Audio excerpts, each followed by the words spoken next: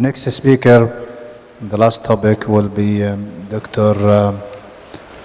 Professor VINAY DHIR from India. He's going to talk about management of peripancreatic fluid collection.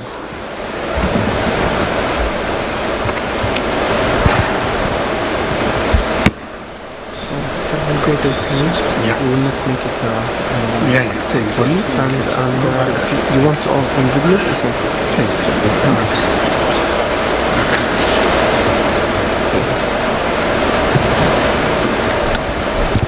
Thank you, respected chairpersons. This is the last talk of the day. Let's talk about management of peripancreatic fluid collections. Management of peripancreatic fluid collections, I think, is undergoing a paradigm shift in the last decade or so. A lot of new information, new technology is coming in, which is changing the way we manage these collections. So let's start with the Atlanta classification, which basically classifies fluid collections depending on the duration and the presence of a wall. So if fluid collection is less than 4 weeks and has no definite wall, you have acute peripancreatic fluid collection or acute necrotic collection, depending upon presence or absence of necrosis in it. If the fluid collection is more than 4 weeks and has a well-defined wall around it, then you have a pseudocyst or a WON, depending upon presence or absence of necrosis within. And this is a much more useful classification compared to the older version because it does help management. As far as endoscopy goes, we only deal with those which have a mature wall. Another classification which is pretty useful is the D'Egidio's classification, which classifies the fluid collections into 3 types. Type 1 is usually acute pancreatitis with normal pancreatic duct and hardly ever there is a ductal communication. Type 2 is acute on chronic, abnormal duct but no stricture and frequent ductal communication. So the management differs here. And type 3 almost always has ductal strictures and ductal communications, so they are more like retention cysts. So the management will vary according to what type of fluid collection you are dealing with.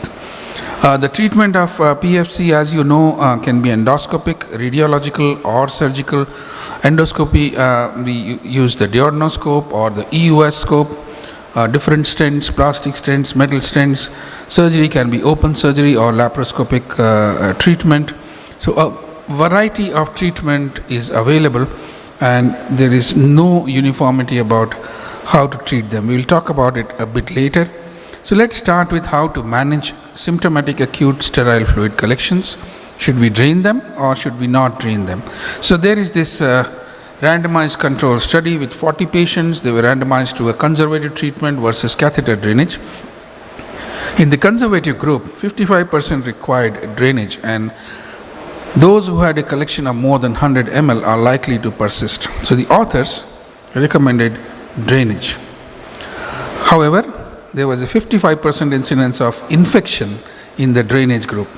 In the conservative group, 45% did not require intervention, while in catheter group, 100% intervention was there.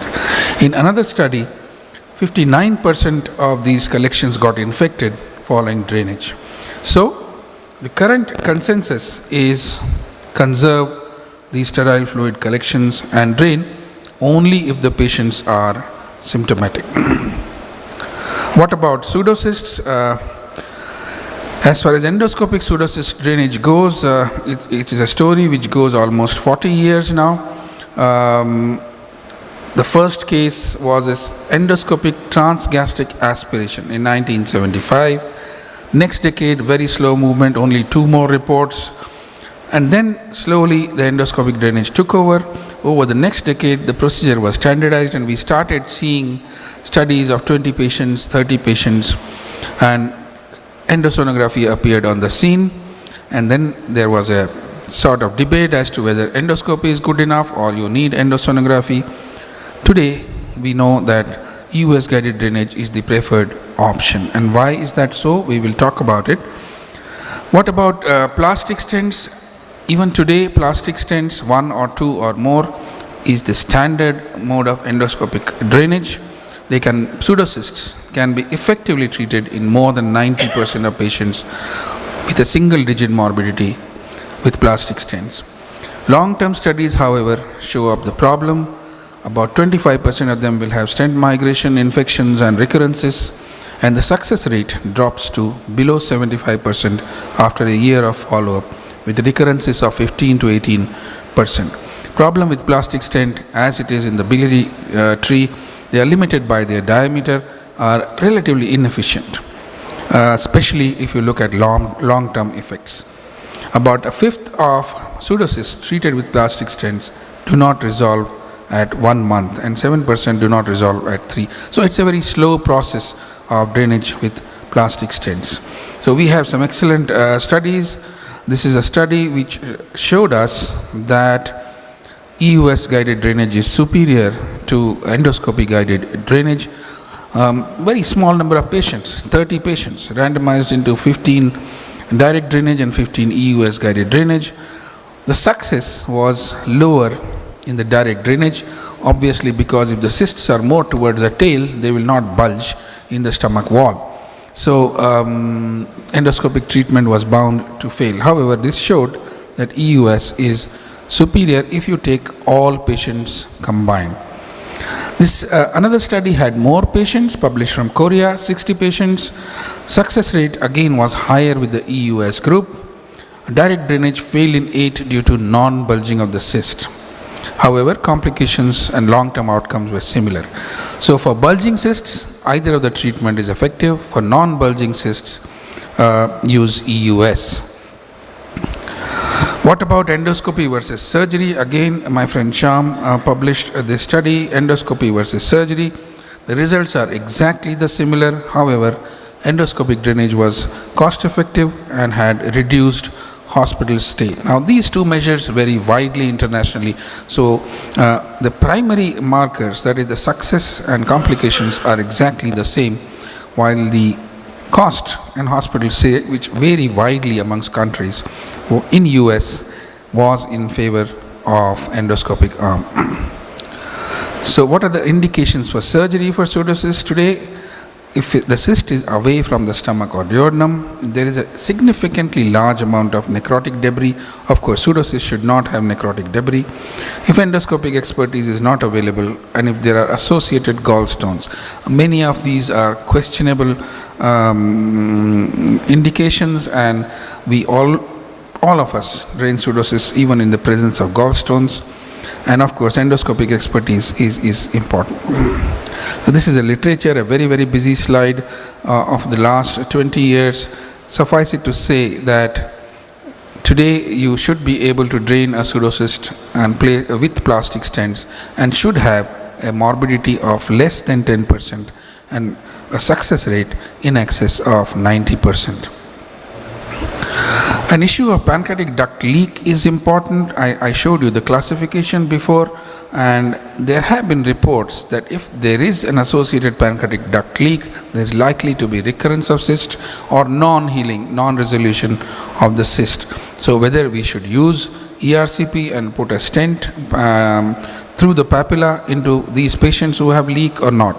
Controversial, there are reports on both sides, reports favoring placement of a stent, reports favoring not placement of a stent. We really don't know what is the real answer today.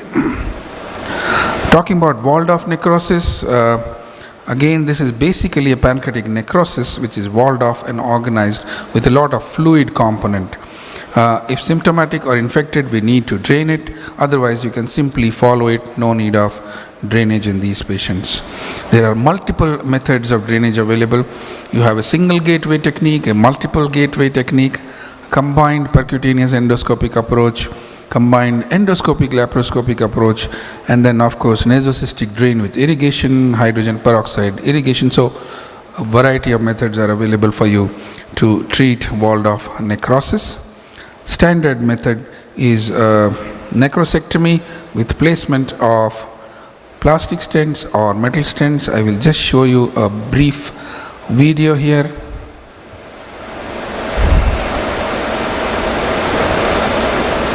So this is a walled-off necrosis. You see here, necrotic segment. So this is another thing. If necrosis is too much, as endoscopists, we, I think, don't treat it. If it is 30-40% of cyst area, we like to treat this. So the method is simple. You puncture with a 19 gauge needle and then dilate the tract after passing a wire. In this case, we have placed a Nagi stent. Once you have placed a Nagi stent, most of the fluid automatically comes out, but the necrosis, it doesn't come out. So either in the same sitting or after 2 days, you go in and clean the necrosis. I'll be talking about metal stents a little later, so you can clean the necrosis. Tedious process, time consuming, but succeeds if the amount of necrosis is not very high. You can use a variety of technology to pull out these necrotic material from inside. And here you are seeing that we are using a Roth basket, and if you are lucky, and if you are patient, more than lucky, use 2 attempts, 3 attempts, 4 attempts every 3 to 4 days, you would get a good response. Here we are draining it with, you can see irrigation with hydrogen peroxide was done in this patient, and at the end of it, after 3 sessions, you get a reasonably clear cyst cavity. And we usually remove these stents as soon as we see a nice granulation tissue and a cavity collapse, which normally happens about 4 weeks time. So once we have cleared all the cyst, see a healthy granulation tissue, cyst cavity collapses, pull out the metal stent, and the results are good. Yeah, you can pull out the metal stent also with this, so better be careful in this. So this is how we do necrosectomy.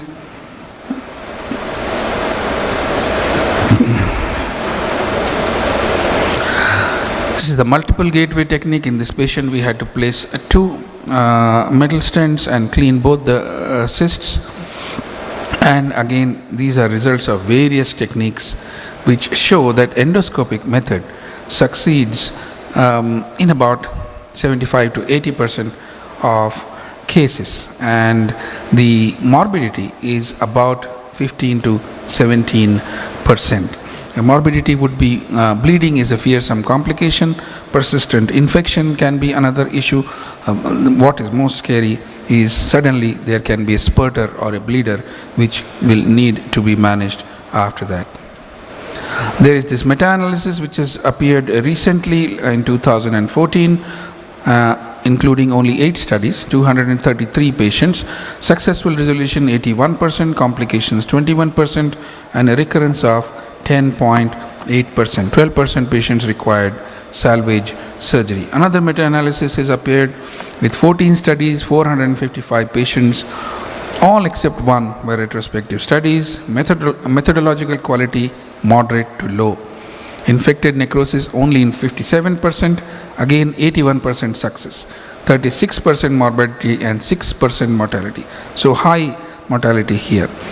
So the combined patient population of endoscopic treated patients was only moderately ill. I think this is very important. The patients that are chosen for endoscopic treatment are not so bad as those that are chosen for the surgical treatment.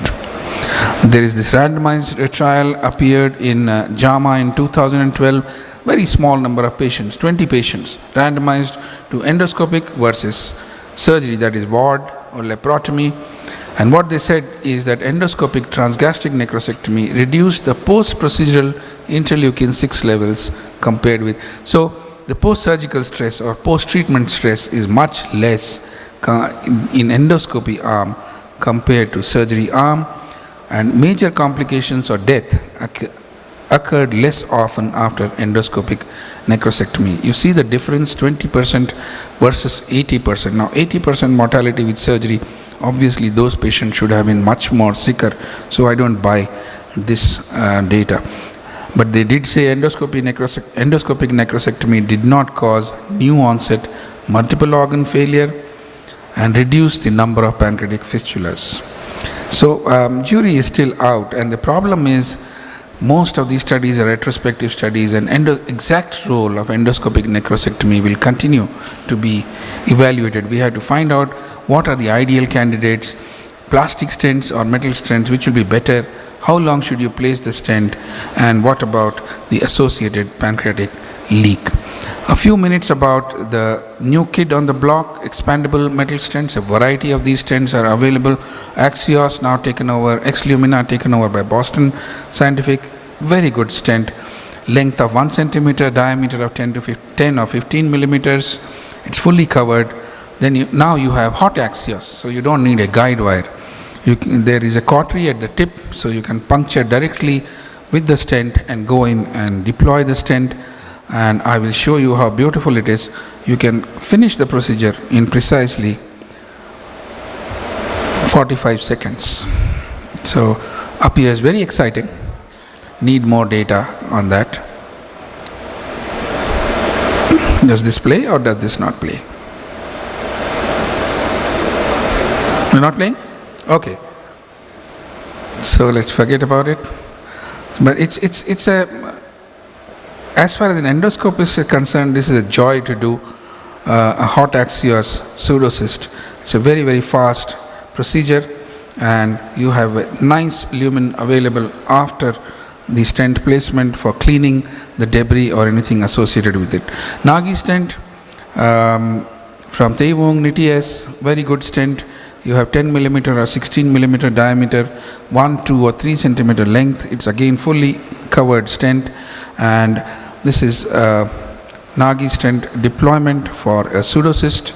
That standard procedure, but the advantage as I see it is that if you want to do procedures, repeat procedures in this cyst after 3 days or after 5 days, you have better access. And also we have published, and I'll show you the result. You can take out the stent pretty fast. The resolution happens faster. You can remove the stent faster at 3 weeks or maybe earlier in some patients. The procedure is standard. You can see here, wire puncture with 19 gauge needle, pass a wire, dilate the tract and place a stent. So this is the Nagi stent, and I'll just quickly show you some results of metal stents. Okay, there is one more variation, SPAC stent, which is from Taewong NITS. This has wide flares, and the flares fold back to maintain a position and prevent migrations. There are not many studies with SPAC stent, still undergoing evaluation. This is the literature with the expandable stents and small number of patients. You can see here, and technical success rate. See here, very good, excellent technical success. You can place it in almost all patients pretty fast. Overall success rate, the clinical success rate varies from 76% to 100%. Complications are again 6% to 44%. We need more data before we say that these are excellent stents.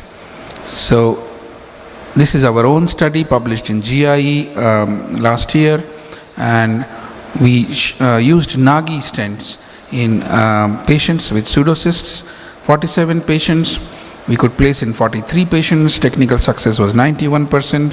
With intention to treat, per protocol it was 95%, and there were very few complications.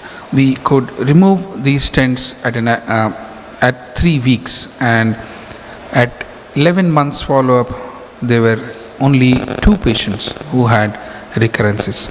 So the results, short-term results, appear very good for pseudocysts.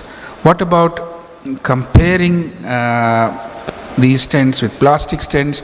Recently, about I think last month, there is a study which has appeared, 2-center study in GIE. It's a large study, 118 plastic stents versus 112 fully covered expandable stents, a 1-year follow-up. Technical success 92% for plastic stents, 98% for metal stents. 30-day adverse events were very high, 30% for plastic stents versus 14% for metal stents. And what is more important in the study, as I see it, is at 1 year, more pseudocysts were completely resolved with fully covered metal stents compared to plastic stent. What about data for Vaughan? One minute. Yeah, just 2 more slides. 56 patients with Vaughan, technical success of 100%. Again, resolution is 90% and complications of 10%. So data is trickling in with increasing speed, and I think we will know soon what is the real place of these metal stents. So my conclusions is management of PFC appears to have undergone a paradigm shift in the last decade towards more minimally invasive techniques. EUS drainage is the preferred option for mature collections close to stomach and duodenum, and expandable stents have shown initial promise, but we need further studies to see their exact roles. Thank you very much.